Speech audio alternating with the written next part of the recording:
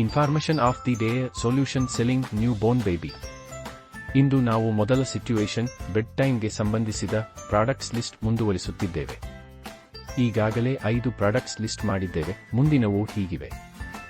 6 dry sheet. ಇದು mattress ಅಥವಾ bedding set ಅನ್ನು ತೇವವಾಗಿರುವುದು ನಿಂದ ಪ್ರೊಟೆಕ್ಟ್ ಮಾಡುತ್ತದೆ. 7 ಬ್ಲಾಂಕೆಟ್ಸ್, ಕ್ವಿಲ್ಟ್ಸ್ ಅಥವಾ ರಾಪ್ಸ್. ಇವು ಬೇಬಿನನ್ನು ನಿದ್ದೆ ಮಾಡುವ ಸಮಯದಲ್ಲಿ ವಾರ್ಮ್ ಆಗಿ ಇಡುತ್ತವೆ. 8 ಮಸ್ಕಿಟೋ ನೆಟ್ ಅಥವಾ ಮಸ್ಕಿಟೋ ರೆಪೆಲೆಂಟ್.